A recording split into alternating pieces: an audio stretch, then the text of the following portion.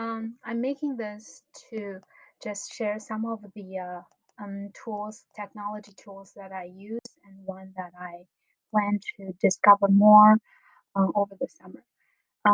The reason I want to share is because through our ed camps, I realized that maybe people need some more tech tools to enhance the teaching. So I just want to share some of the things I have recently learned or I have found really, really useful in my classes. Um, but the philosophy actually is technology tools are not the solution. They can be used to enhance teaching, but the real thing is our interaction with the students and the engagement. Right. I'm going to start with some of the small supplementary tools. Um, so to begin with, these are a couple tools that I've learned from the teacher Maggie Chen in California in one of her workshops. The first one is called PrintFriendlycom. So what you can do is, let's say, here is a article that I really like, and I want to design some reading content with my students. So I use copy and paste the article and put it on this printfriendly.com website. Now that web page has been changed to editable um, page that I can decide to either I can delete a paragraph, or I can rewrite a part of a paragraph to make it simpler. And I can adjust the size here is a delete. And I can just redesign that web page to fit the needs of my students. So this is the first print friendly. It also has a Google Chrome extension. Second one, for some reason I found this. It's called YouTube screenshot button. I usually screenshot, for instance, a TV opera clip, a picture, and use it as a picture talk or a reading comprehension with matching it with text. And this is really helpful. It just adds this little icon on your YouTube page. So it's really, really useful. Third one is called Turn Off the Lights, also learned from Maggie Chen 老师. What it does after you have installed this, for instance, if I'm going to show students a YouTube video, and I'm going to turn off the lights. Did it work? I don't know whether it's because I'm in the recording mode. That's why. That's why it's not working. So what it does is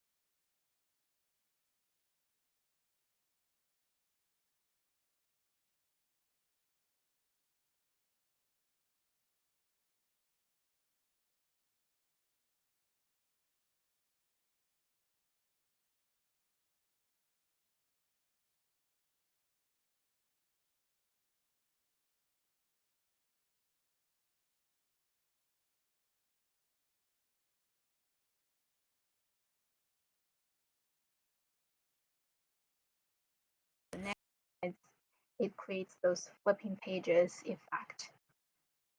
So it's called quick slides. And the next one is a classroom screen tool.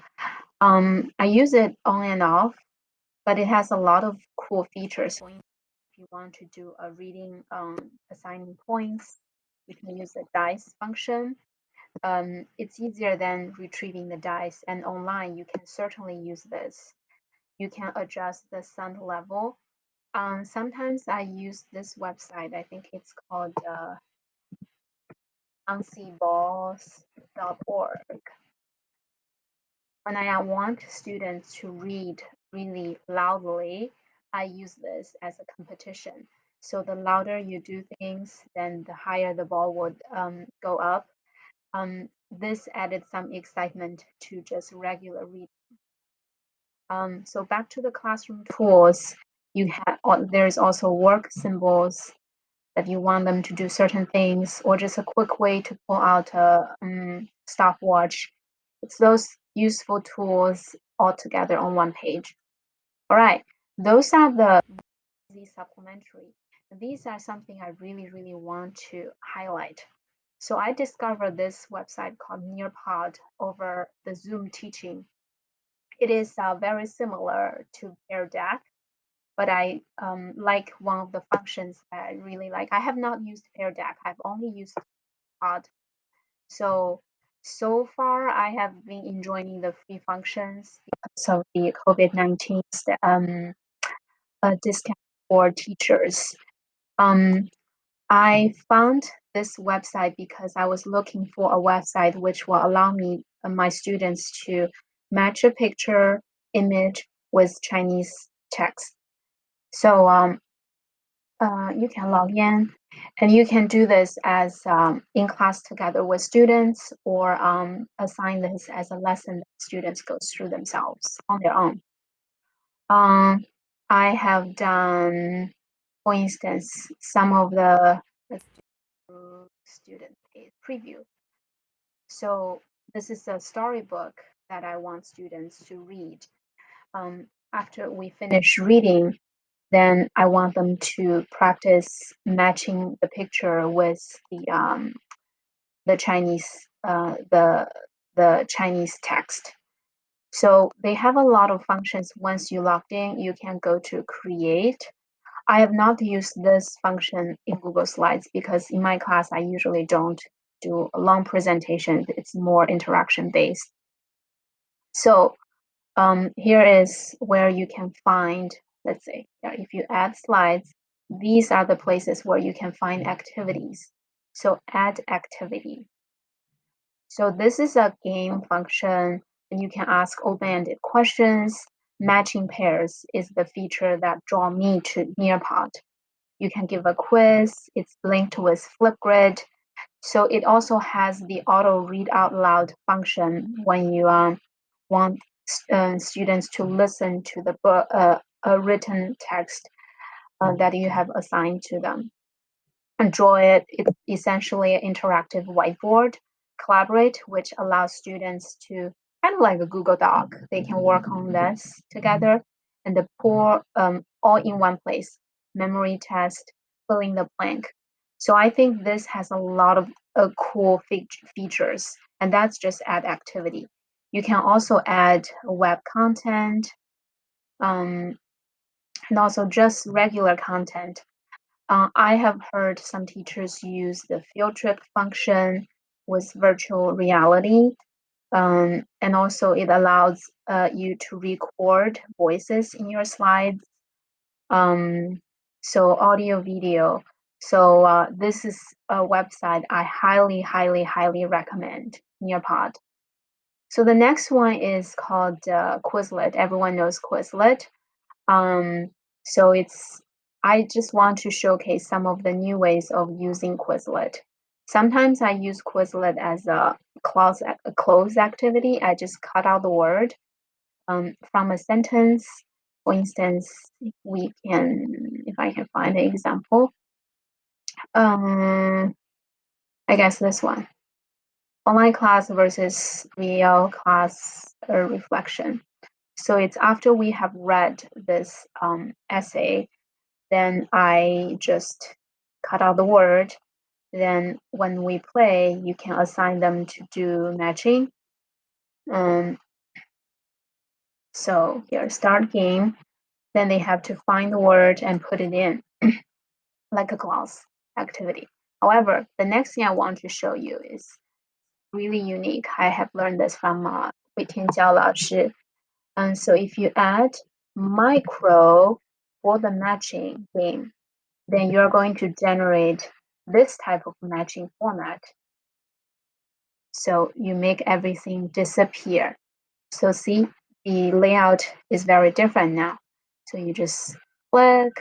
So very similar to the matching pair in Nearpod, but just add micro when you play the matching game before the match. So this is one special thing. All right, next one is ImKit. ImKit is a website you have to pay for, but I think it's worth it. Essentially, it's a gaming website for vocab review. You can also make it do other type of review functions. I think in comparison to Kahoot, which I also love to use because Kahoot has other features such as or they have you put in a Chinese character, then they have blocks, then the blocks disappear. Then you figure out which character that is before the blocks disappear. Those are paid features as well. But I think in creating a quick vocab review, ImKit is a lot faster than Kahoot because it has this core function to be linked with Quizlet. So let's see if I want to generate a new kit. So just say testing, then next, whatever you want to use. So here is the function. It's create with flashcards. And click on not this one. That's if you want to manually type in the options. The next one, import flashcards. So here are the flashcards.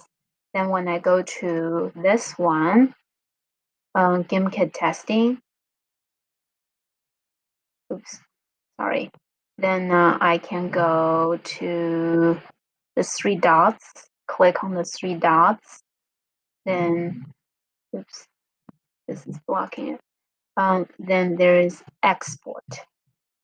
So now I can copy text and paste it here. Yeah. So I have designed this into a question Q&A format. So Q&A format, then finish. Then when you can assign as homework or play live.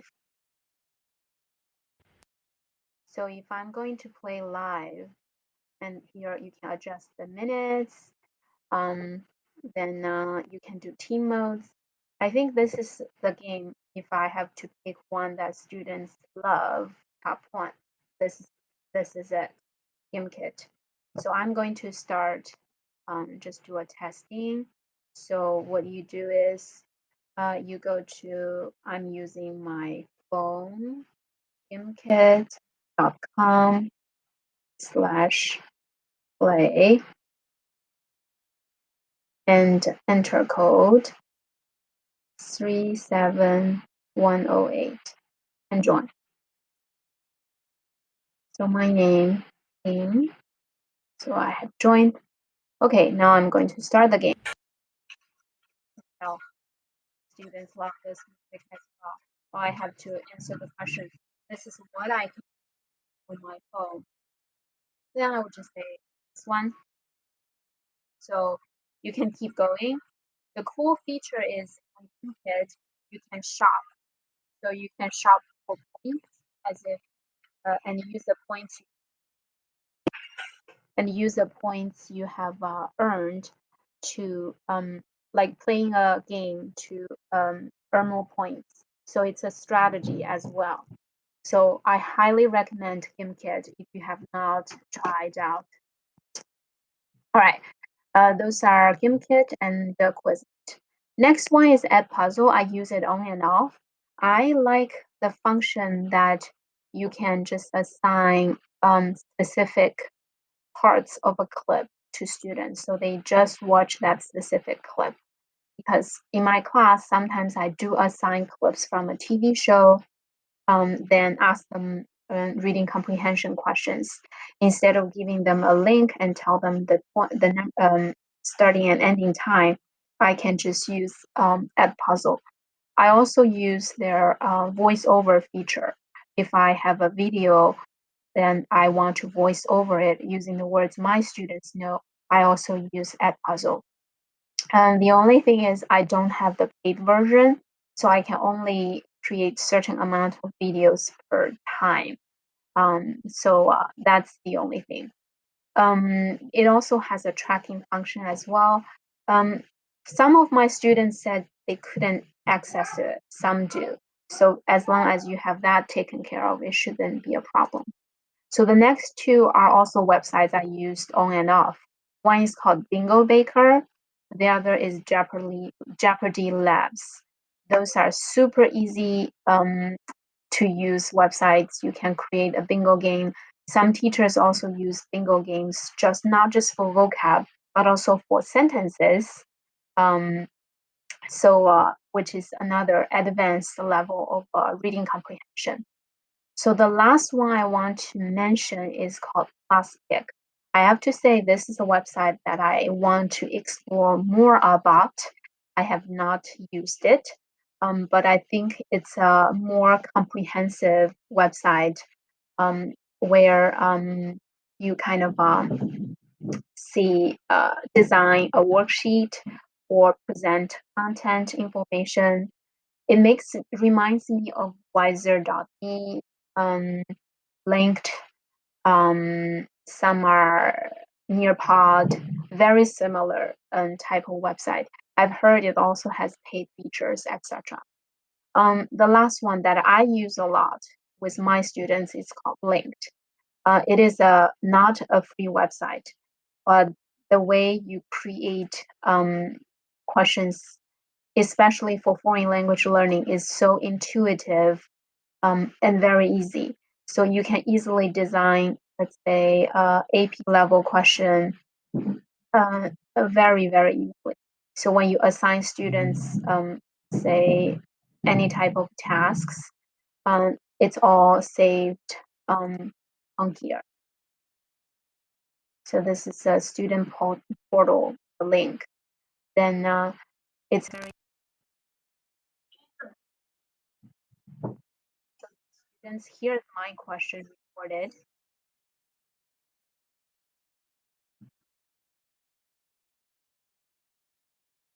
Then they just click on this and record their answers. So far, this is the easiest that I found in different websites students use. Very simple, straightforward, but it's not a free website. So if you want to use Screencastify Submit, that's a way to do it as well. It has more steps, I feel, comparison to Linked. So I think that's